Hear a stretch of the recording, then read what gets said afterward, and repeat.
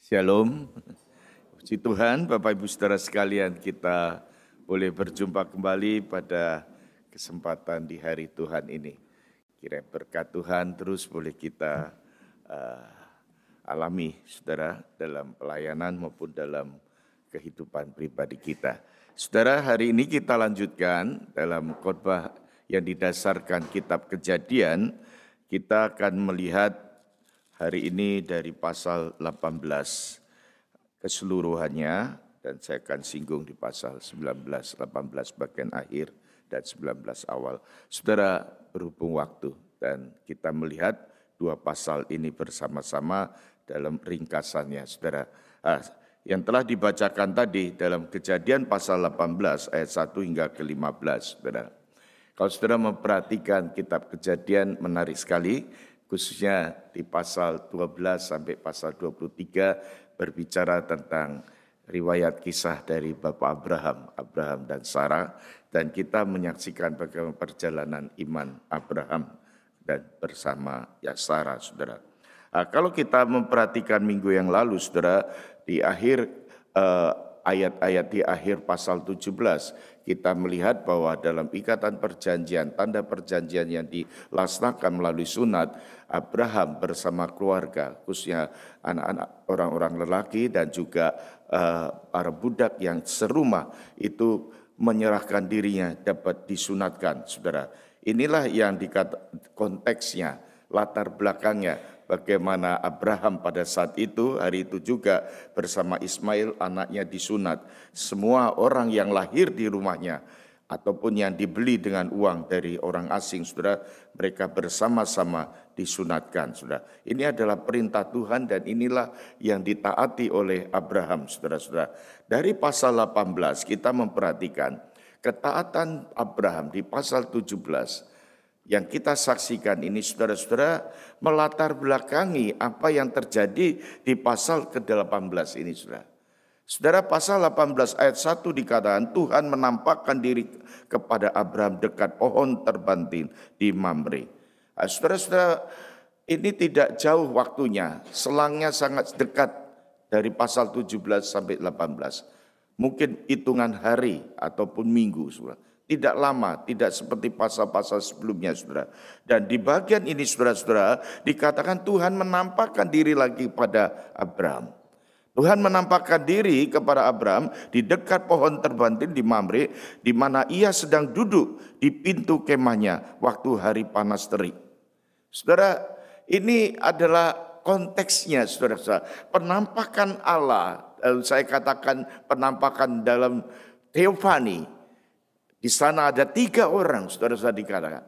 Dan di situ para penafsir menunjukkan bahwa ini salah satu dari 3 itu adalah Allah sendiri dan didampingi 2 malaikat yang ada, saudara. Di dalam penampakan ini, saudara-saudara, respon daripada Abraham, saudara, sangat-sangat boleh kita perhatikan, saudara. Kalau kita perhatikan, saudara-saudara, ketika ia mengangkat mukanya di ayat yang kedua, ia melihat 3 orang berdiri di depannya. Sesudah dilihatnya mereka, ia berlari dari pintu kemahnya, menyongsong mereka, lalu sujud ia sampai ke tanah. Saudara-saudara, suatu hal yang sangat luar biasa kalau kita perhatikan. Bagaimana sikap daripada Abraham ketika menyaksikan ada tamu, saudara-saudara, yang dimana kita perhatikan di sana, Abraham langsung menyongsong, menyambut, saudara-saudara, bahkan sujud sampai ke tanah. Saudara, ini adalah satu bentuk penyembahan, satu bentuk hormat, satu bentuk di mana sikap penyambutan daripada Abraham terhadap tamu yang ada, dan itu adalah Tuhan sendiri. Ayat yang berikutnya dikatakan, serta berkata, Tuanku, jika aku telah mendapat kasih Tuanku, janganlah kiranya lampaui hambamu ini. Kiranya biarlah diambilnya air sedikit, basuhlah kakimu, duduklah beristirahat di bawah pohon ini. Biarlah ku ambil sepotong roti, supaya tuan-tuan segar kembali. Kemudian boleh tuanku meneruskan perjalanannya, sebab tuan-tuan telah datang ke tempat hambamu ini. Jawab mereka, perbuatlah seperti yang kau katakan itu. Saudara-saudara, ini boleh dikatakan hospitality. Suatu pelayanan Abraham kepada Tuhan sesungguhnya. Saudara, menarik sekali saudara, seorang hamba, seorang Abraham di sini saudara. Suatu pelajaran yang sangat dekat sekali dengan kehidupan hari ini saudara. Ketika seorang itu merespon kepada Allah, merespon terhadap panggilan Tuhan, merespon terhadap penampakan Tuhan itu saudara, apa yang dilakukan saudara? Hospitality, pelayanan saudara. Abraham menyembah di sana, menyongsong saudara. Dan diperhatikan di sini saudara-saudara, seorang tamu, seorang yang datang traveling yang jauh saudara-saudara, tentunya mereka sedang dalam keadaan dahaga, haus, lapar saudara. Penyambutan itu lengkap sekali saudara. Bahkan Abraham bukan hanya memberikan tempat untuk beristirahat, tetapi juga menyajikan roti saudara. Dalam culture atau budaya hari itu saudara-saudara, sangat-sangat berarti sekali jikalau ada tuan rumah yang menyediakan roti bagi tamunya saudara. Ini satu lambang, satu gambaran seorang yang sangat menyambut saudara, yang sangat merespon, yang sangat senang, sangat sukacita saudara. Sehingga ia menyajikan roti. Saudara jangan bayangkan zaman dulu menyajikan roti seperti hari ini mudah sekali. Tinggal telepon, tinggal panggil Uber, tinggal pesan roti. Mudah sekali saudara. Zaman itu harus menyediakan, mempersiapkan bahannya, mengolah saudara-saudara. Di sini ada tukang roti, ada yang suka buat kue saudara. Saya melihat orang ibu-ibu kita ini sangat-sangat bertalenta. Tapi perjuangan membuat kue itu enggak mudah. Itu bisa kita bayangkan saudara. Hari itu enggak ada McDonald, enggak ada Burger King, enggak ada saudara. Abraham menyediakan, menyongsong tuamu itu, menyediakan roti. Ini hospitality saudara-saudara. Saudara-saudara, kalau kita perhatikan saudara, kita melihat saudara apa yang dikatakan di firman Tuhan ini. Setelah itu dikatakan, perbuatlah seperti yang kau katakan itu. Lalu Abraham segera pergi ke kemah mendapatkan serta berkata, segeralah ambil 3 sukat tepung. Remaslah itu, buatlah roti bundar. Berlarilah Abraham kepada lembu sapinya dan seterusnya. Kemudian diambilnya dadi dan susu serta anak lembu. Dan diolah itu, lalu dihidangkannya di depan orang-orang itu. Ia berdiri di dekat mereka di bawah pohon itu, sedang mereka makan. Saudara-saudara dikasih Tuhan, ini sebuah penyembahan, ini sebuah hospitality saudara-saudara. Di dalam hal ini saudara-saudara kita belajar saudara. Kita bisa melihat saudara, Abraham mengekspresikan ketaatannya. Mengekspresikan sukacitanya saudara-saudara. Di dalam penyembahannya, dalam satu hormatnya saudara-saudara, dalam sukacitanya, dalam satu celebration perayaannya akan kebaikan Tuhan. Dia melihat Allah yang agung saudara-saudara. Dan kita bisa belajar di sini bahwa Tuhan datang menerima pelayanan dari Abraham. Lakukan, perbuatlah itu. Saudara, saya percaya Tuhan datang di tengah umatnya dengan menerima kita. Dia bukan hanya menerima keberadaan kita, menerima pelayanan yang kita lakukan.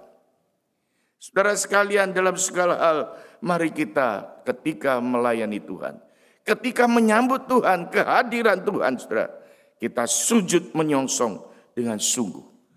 Dengan satu bentuk hospitality. Pelayanan hospitality. Ini sangat berarti, saudara, dalam konteks kita gereja hari ini. Berapa banyak jemaat yang sungguh-sungguh memiliki hati yang demikian. Nah, saudara-saudara, mengingatkan kita juga peristiwa ini, saudara. Peristiwa di mana Kristus yang telah rela mempersembahkan hidupnya sepenuhnya sebagai korban untuk penebusan dosa manusia. Penebusan manusia yang berdosa yang harusnya mengalami konsekuensi daripada hukuman itu, dosa itu yaitu hukuman. Dan ini saudara-saudara menggambarkan bagaimana ketika Kristus mati di atas kayu salib, hospitality yang sejati, pelayanan yang diberikan, persembahan. Dan ini yang merupakan satu tanggung jawab yang diberikan pada gereja hari ini.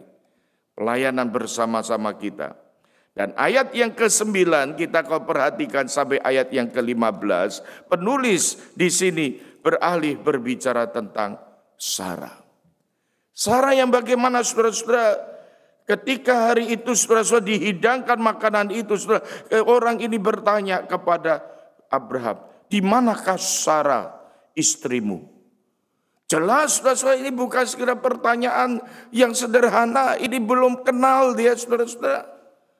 Tetapi dia menanyakan sesuatu yang sangat pribadi, di manakah Sarah? Abraham menyadari bahwa ini bukan orang sembarangan, dia tahu.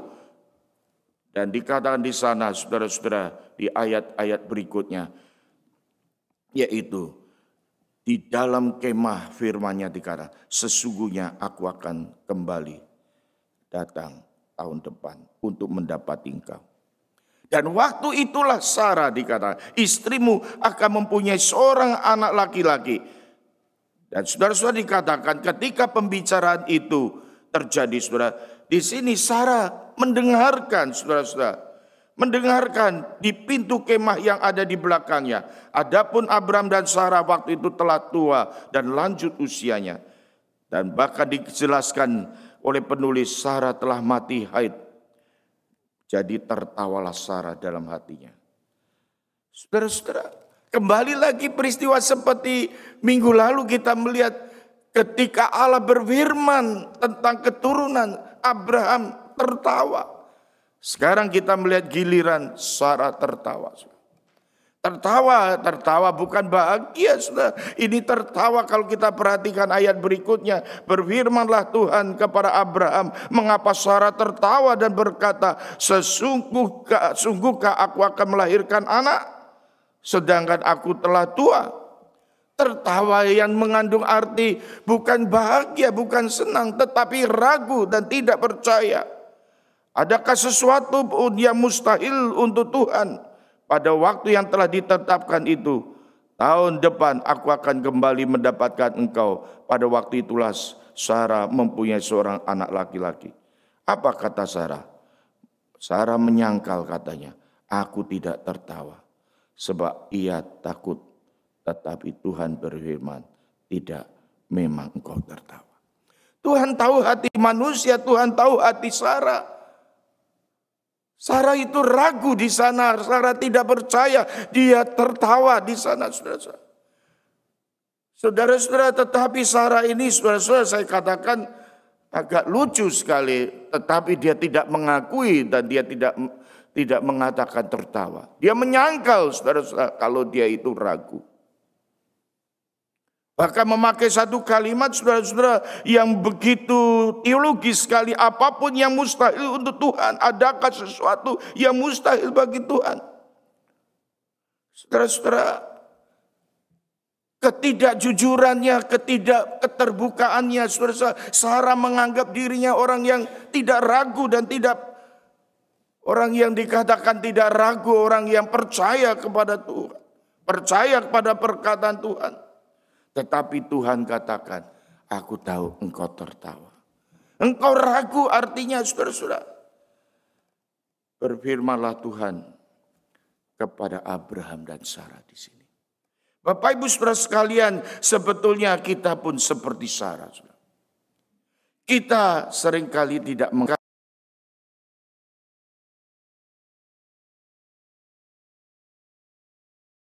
raguan, tetapi kelihatannya dia bisa menjalani dengan optimisme dari manusiawinya. Sebenarnya dia tidak bergantung kepada Tuhan. Dia tidak percaya kepada Tuhan. Inilah yang terjadi kepada Abraham dan juga Sarah. Sarah jelas ragu, saudara-saudara. Saudara-saudara dikasih Tuhan, ketika Allah berfirman, tahun depan aku akan datang kembali dan akan berjumpa, engkau akan melahirkan seorang anak lelaki. Ini yang telah dijanjikan Tuhan bertahun-tahun, bahkan berpuluh tahun, saudara-saudara. Saudara-saudara, sebenarnya Sarah ragu terhadap Allah yang sudah berjanji. Sarah ragu, saudara-saudara. Ini persoalannya di mana, saudara-saudara? Ini persoalan keraguan, itu persoalan hati, saudara-saudara. Saya katakan di sini, saudara-saudara, Tuhan memberi janji dan pasti Tuhan akan mengabulkan. Ini biasanya hanya berhenti di pengetahuan kita. Kita tahu tentang janji-janji Tuhan. Janji Tuhan itu ribuan di Alkitab. Kita bisa catat satu persatu, saudara. Tetapi kalau ini hanya sekedar knowledge, kita hanya tahu saja janji Tuhan. Tidak ada di dalam hati kita. Dan kita tidak mengalami, saudara-saudara. Maka tidak heran keraguan demi keraguan, ketidakpercayaan dan demi ketidakpercayaan. Saudara-saudara, persoalan kita adalah persoalan hati, saudara. Janji itu belum sampai kepada janjiku itu. Kalau kita sudah mengalami, saudara-saudara, dalam pergumulan hidup hari ini, saudara, seringkali kita hanya bisa melihat, saudara-saudara. Saya senang sekali para reformator, Calvin, Luther, dan teman-teman, saudara. Itu mengatakan iman itu akan diuji. Iman itu selalu diuji. Dan salah satu alat ujian itu adalah badai hidup. Saya itu biasanya kalau ada waktu senggang, apalagi sudah lewat berapa tahun gitu, saya coba-coba tes lagi, tes karunia. Tes karunia itu bisa dilakukan dengan 200 pertanyaan, itu diisi satu-satu. Saya melihat karunia saya nomor 1. Wah, ya seorang pendeta dilihat tuh, pastor. Menggembalakan. 2, ranking 2, mengajar. Ranking 3, hospitality. Ranking 4, beriman. Saudara-saudara, ini realitas, saudara. Kadang-kadang kita ini punya talenta, karunia yang banyak, saudara. Tetapi iman itu kenapa enggak di nomor 1? Bukankah orang beriman itu seharusnya ranking 1 adalah beriman, saudara-saudara? Kita seringkali kurang iman, bahkan kita gereja kita kurang iman, saudara-saudara. Saudara, kenapa? Soalnya ini persoalan hati manusia, saudara. Saya bergumul, saudara, saya bergumul. Saya berkata, Tuhan, aku mau yang satu, ya bukan lain-lain. Saya mau iman, karena menghadapi dunia hari ini, menghadapi tantangan badai hidup perlu iman, saudara. Tapi badai itu enggak berlalu. Tahun demi tahun. Kalau saya boleh bersaksi 3 tahun, 4 tahun, 3 tahun belakangan ini. Badai itu datang satu persatu. Sampai pada akhirnya, saya tidak tahan lagi. Doa saya begitu berat sekali. Tuhan, aku mau iman itu ada di nomor 1. Sekarang sudah di dalam tahap-tahap kritis, saya katakan. Di masa COVID itu berat sekali. Ketakutan-ketakutan dan banyak kekhawatiran-kekhawatiran. Saudara tahu, tahun lalu saya punya adik yang saya banggakan. Tapi dia milik Tuhan. Tuhan bawa dia pulang. Dengan cepat sekali. Iman itu bukan di ranking 4 bisa sampai ke ranking di bawah. Saya bernangis kepada Tuhan. Tuhan, aku seperti Sarah. Tahu bahwa tidak ada yang mustahil bagi kamu. Tertawa. Ragu. Disitulah Tuhan menghajar kembali. Saya ingat pada kisah di Injil Markus. Ada seorang ayah yang di mana anaknya sedang sakit keras. Dia datang kepada Yesus dan berkata, Yesus, Yesus, tolonglah sembuhkan anakku. Apa yang dikatakan Yesus? Mengapa engkau enggak percaya? Bapak ini menangis. Yesus, tolonglah aku yang enggak percaya ini. Saudara, itu doa seorang yang mengakui dia ragu. Tolonglah aku yang gak percaya. Justru iman yang sejati, saudara-saudara. Iman yang mengakui dirinya, kepapaannya, ketidakmampuannya, saudara-saudara. Iman itu ketika diuji, ketika mengalami sekalipun badai yang berat, saudara. Saudara itu, saudara akan muncul bagaikan iman yang datang dari Tuhan. Saya katakan iman itu diberikan yang merupakan kasih karunia Tuhan, saudara. Iman itu artinya bersandar penuh kepada Tuhan. Iman itu bergantung kepada Tuhan penuh. Saudara-saudara, penyakit kita adalah sekali lagi penyakit rohani adalah keraguan. Keraguan adalah sebuah penyakit rohani, saudara, dan tidak mudah diatasi. Kalau kita sakit pusing, kita langsung minum Panadol seketika. Berapa waktu kemudian hilang pusing itu. Tetapi penyakit rohani yang namanya keraguan, yang namanya ketidakpercayaan itu penyakit yang berbahaya, yang tidak bisa disembuhkan dengan waktu yang cepat, saudara. Saudara, keraguan itu bisa tinggal cukup lama, saudara. Berkali-kali Abraham tertawa. Saya yakin Abraham sudah cerita sama Sarah. Itu loh, ada Tuhan datang bilang akan lahir anak dari kita. Aku sudah mati haid, aku tidak mungkin. Tertawa mereka, tidak percaya, saudara. Saudara-saudara, pemahaman iman adalah bergantung pada Tuhan. Berpegang pada janji Tuhan itu bukan secara pengetahuan saja, saudara. Itu masuk ke hati kita. Persoalan hati ini, saudara-saudara. Persoalan yang sungguh, saudara. Bukan hanya kita tahu akan janji Tuhan. Janji sekedar pengetahuan itu kosong, saudara. Tetapi janji yang hidup, janji yang menjadi hidupku, itu janji berpegang, bertumbuh. Dan iman ini hari ke hari akan bertumbuh. Bapak Ibu Saudara sekalian, ayat 1 sampai 15 dari pasal 18 ini kita bisa belajar. Yaitu berkenan dengan Sarah. Ketika kita mengalami goncangan, ketika iman kita mengalami kemerosotan, ketika kita dilanda keraguan, mari kita akui itu di hadapan Tuhan. Tuhan, tolonglah aku yang tidak percaya ini. Itu doa kita.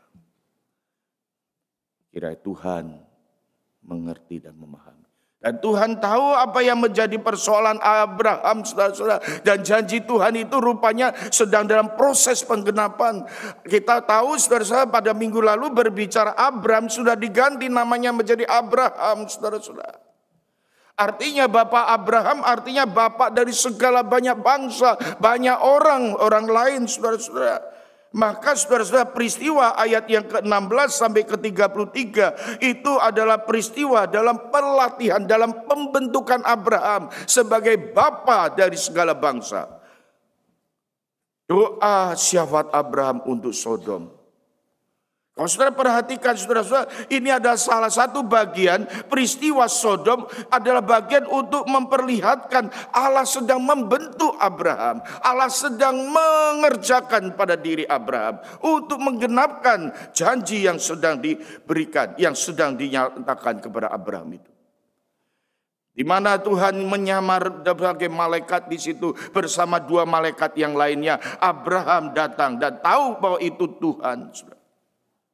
Dan Tuhan yang telah mengatakan Sarah akan melahirkan seorang anak lelaki. Sarah mendengar hal itu, kemudian Sarah tertawa. Tuhan menegur Sarah, saudara. Ayat yang ke-16, ayat yang ke-17, kalau saudara perhatikan. Berkatalah orang-orang itu dan memandang ke arah Sodom, dan Abram bersama-sama berjalan, dan mereka bersama mereka mengantar mereka. Tapi berpikirlah Tuhan, apakah aku akan menyembunyikan kepada Abram apa yang hendakku lakukan ini? Saudara, jangan kita bingung, saudara, kenapa Tuhan itu sepertinya bingung, berpikir lagi untuk ngomong tentang apa yang akan terjadi di Sodom kepada Abram. Saudara, sebenarnya ini adalah cara penulis Penulis mempunyai satu cara untuk memperlihatkan kepada para pembaca, untuk para pendengar pada zaman itu, saudara, untuk melihat ini ada sesuatu yang serius sekali yang Tuhan sedang melakukannya, yaitu apa yang akan terjadi pada Sodom.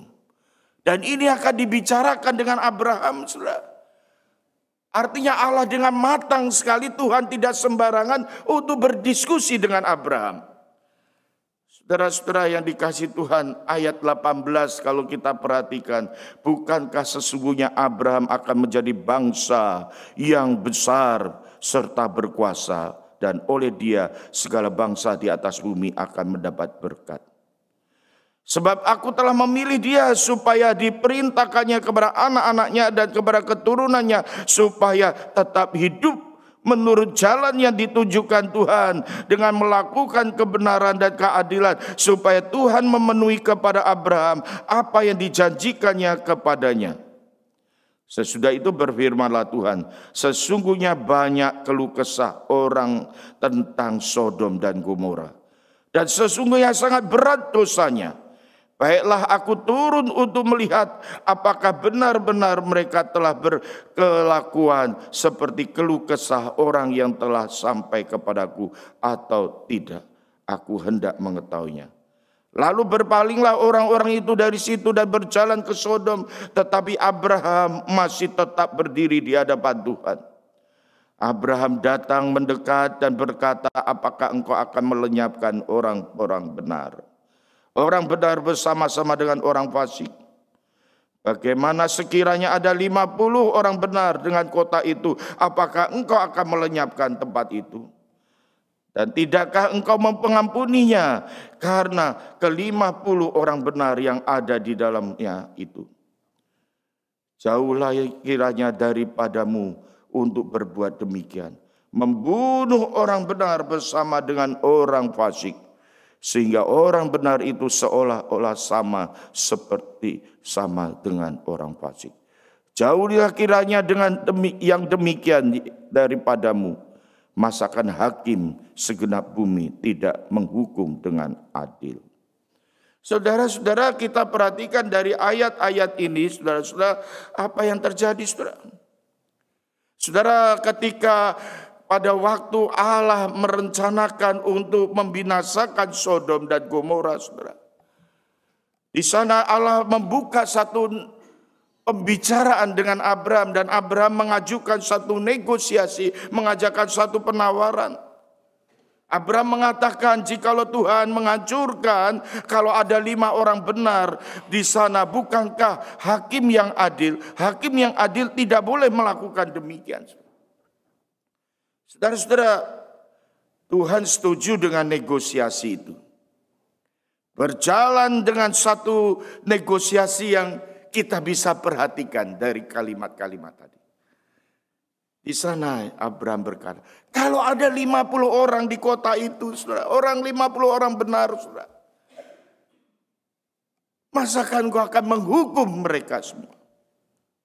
Di mana keadilan? Saudara-saudara, ini argumentasi daripada Abraham, saudara. Rupanya setelah dihitung-hitung, Alkitab mencatat 50 enggak ada. Dia maju lagi satu tahap, saudara-saudara. Kalau 40 tidak ada juga. Setelah dihitung lagi, kalau 20 pun enggak ada. Kalau 10, saudara, apa yang terjadi fakta di sana? Saudara-saudara, tidak didapati 10 orang benar.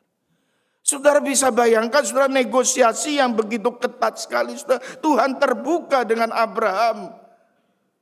Tuhan berdialog sedemikian jauh, saudara, memperlihatkan satu fakta, satu hal yang sedang dihadapi oleh Allah, dihadapi oleh manusia, dihadapi oleh Abraham, saudara, tentang Sodom. Apa yang terjadi, saudara-saudara? Rupanya, saudara-saudara, di sini adalah keberanian Abraham yang luar biasa untuk bernegosiasi, karena dia mempunyai argumentasi yang jelas, saudara. Karena yang berdasarkan janji Tuhan tadi, saudara. Abraham berdasarkan pada karakter Allah. Karakter yang dipakai oleh Abraham adalah karakter keadilan, saudara. Kalau Tuhan adil, masakan ada orang benar ikut dihukum sama-sama dengan orang fasik? Di mana keadilanmu? 10 pun tidak ada orang benar di sana. Berarti saudara-saudara kita memperhatikan di sana, saudara. Saya pikir-pikir berapa orang benar, saudara. Kalau kita memperhatikan ayat-ayat berikutnya, cuma keluarga Lot sekeluarga. Lot dan istrinya 2 anak dan 2 calon mantunya. 6. Saudara, apa artinya saudara-saudara? Pada hari itu saudara-saudara kita melihat saudara Allah sudah panjang sabar bernegosiasi dengan Abraham, memperlihatkan satu kenyataan yang ada, saudara. Saudara, Richard Pratt itu pernah ngajar di Christ College. Dia menulis buku banyak hal yang saya perhatikan. Berapa waktu, kira-kira 10 tahun yang lalu ketika dia datang ke Jakarta, saya sengaja ngejar kelasnya. Dia mengatakan dalam satu bukunya, pray with your eyes open. Berdoa dengan mata yang terbuka. Biasanya Alkitab, tokoh-tokoh Alkitab berdoa dengan mata yang terbuka. Dia memberi dengan dasar 3 argumentasi. Kita berdoa berdasarkan melihat karakter Tuhan. Allah yang maha baik, Allah yang maha kasih, Allah yang memurah, Allah yang penuh kasih, kemurahan, kelembutan. Dan Allah yang adil. Abraham memakai karakter Allah berdoa. Argumentasi ini diajukannya, saudara. Dan yang kedua, saudara, keadaan umat. 3 unsur yang menjadi dasar argumentasi tokoh-tokoh Alkitab memakai 3 hal ini. Yang pertama, mendasarkan pada karakter dan janji Tuhan. Yang kedua, mendasarkan pada kondisi keadaan umat Allah.